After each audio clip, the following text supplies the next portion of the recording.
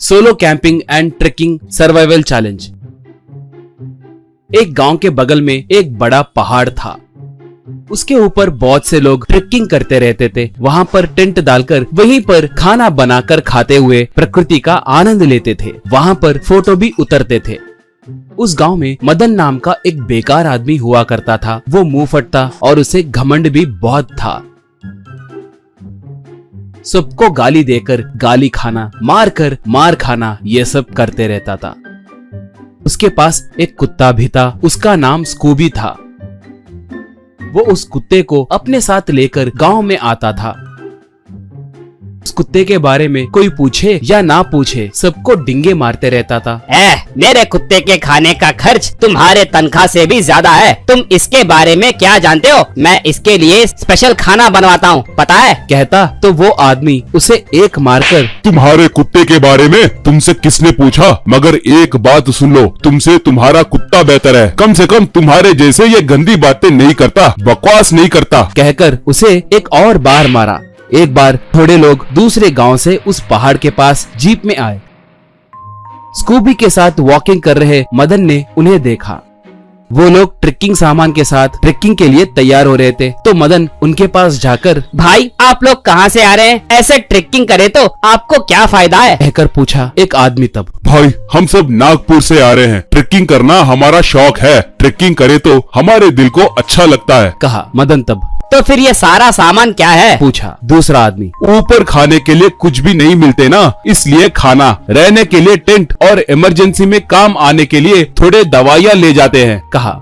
उनके जाने के बाद मदन, सालों से इस गांव में रह रहा हूँ, एक बार भी इस पहाड़ पे नहीं चढ़ा। इसे चढ़े तो उतनी खुशी मिलती है क्या? तो फिर मैं भी एक बार चढ़ के देखता हूँ। यूँ सोचकर कुत्ते के साथ पहाड़ चढ़ने लगा।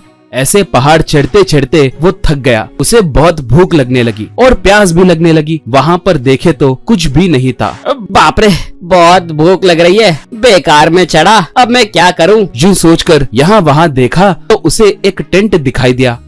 उसमें जाकर देखा तो एक इंसान सोते हुए दिखा। मदन जाकर सर सर कहकर उसे बुलाया। वो उठा नहीं। मदन और जोर से सर सर कहकर पुकारा। वो फिर भी उठा नहीं। ये कौन है? कुंभकर्ण के जैसे सो रहा है। सोचकर बाहर देखा तो बाहर खाना बनाने का पूरा सेटअप दिखाई दिया।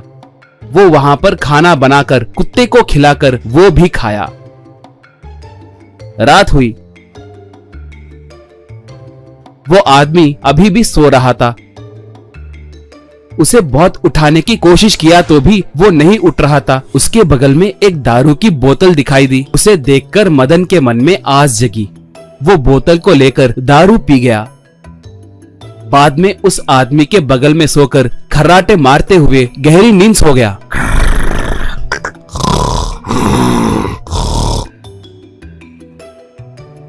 सुबह सुबह थोड़े लोग उस टेंट के पास आकर देखे तो मदन उसके बगल वाले इंसान पे हाथ और पैर डालकर खर्राटे मारते हुए सो रहा था। ये देखकर उन लोगों को गुस्सा आकर उसे एक लात मारे। मदन उठ के बैठ गया। एक तब, कौन हो रे तुम? यहाँ पर क्या कर रहे हो? पूछा। मदन उठ के खड़ा हो गया। मैं और मेरा कुत्ता ट्रेकिंग के लिए आए हैं जी। क्या हुआ? कहकर पूछा एक। क्या हुआ, क्या पूछ रहे हो? ट्रेकिंग को आए हो ठीक है, मगर इस टेंट में क्यों घुसे? ये कौन है, तुम जानते हो? पूछा। मदन, ट्रेकिंग को आने के बाद बहुत भूख लगने लगी जी। इतने में टेंट दिखाई दिया तो अंदर देखा, ये सोते हुए दिखे। बहुत उठाए तो भी नहीं उठे। अंधेरा हुआ है कहकर यहीं सो गया। ये कौन है, क्यों ऐसे सो रहे? कहकर पूछा। वो आदमी उसे खींच के एक मारकर, लाश सोगा नहीं तो उठकर डांस करेगा क्या? निकम्मे कहीं के। वो और मैं ट्रेकिंग के लिए आए थे। ये हार्ट अटैक से मर गया। मैं अकेला लाश को उठा नहीं पाऊंगा कहकर जाकर गांव से थोड़े लोगों को लेकर आया हूँ, कहा। बस मदन, क्या लाश है? यानी मैं रात भर एक लाश के बगल में सो गया था। बाप रे, कहकर बेहोश होकर गिर गया।